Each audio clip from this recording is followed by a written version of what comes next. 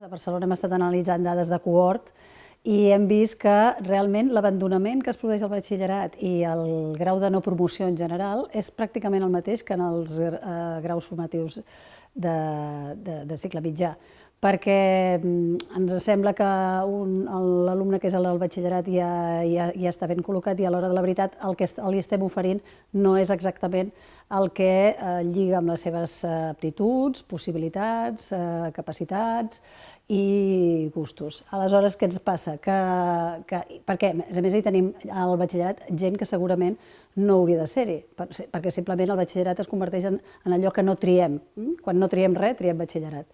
Aleshores, hi tenim un gran nombre de gent, gairebé a Catalunya, amb una franja d'edat de 16%, és un 82% respecte a un 15% en els graus formatius de grau mitjà, i això vol dir que hem de buscar la manera que aquell alumnat que ha triat aquest itinerari el fidelitzi. També és veritat que potser hauríem hagut de començar una mica abans i reorientant-lo millor, però si el tenim allà, com podem fer perquè fidelitzi?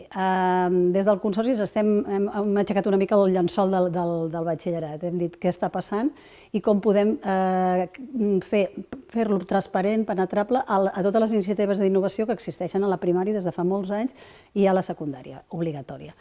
Aleshores, com ho podem fer? Nosaltres tenim una etapa obligatòria, tenim uns ensenyaments molt competencials, que són tradicionalment l'FP ha mirat el món de l'empresa, el món de la professió, per tant, ha fet aquest esforç per transformar-se metodològicament, per adaptar-se a les necessitats del que li demanaven, i el batxillerat, en canvi, no. Doncs tenim aquests dos itineraris que es poden mirar. Estem començant a fer iniciatives en les quals, dintre del marc legislatiu, que és molt poc, que és molt estret i ens permet molt poques alegries, agafar les assignatures aquestes que se'n diuen específiques i, per exemple, utilitzar unitats formatives dels graus mitjans i dels graus superiors fins i tot, per oferir a aquest alumne unes matèries de treball per reptes, de treball per projectes.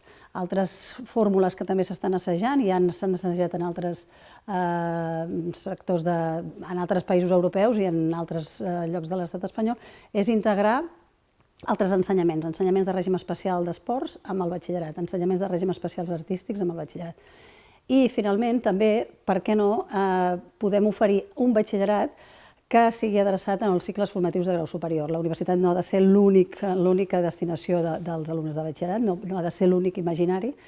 Per tant, si ens plantegem que la universitat no és la fita de tot l'alumnat, podem plantejar unes línies de batxillerat molt més professionalitzadors, on integrin aquest tipus de metodologies, on integrin aquesta mirada cap a l'empresa i cap a un futur que donen els graus superiors de formació professional.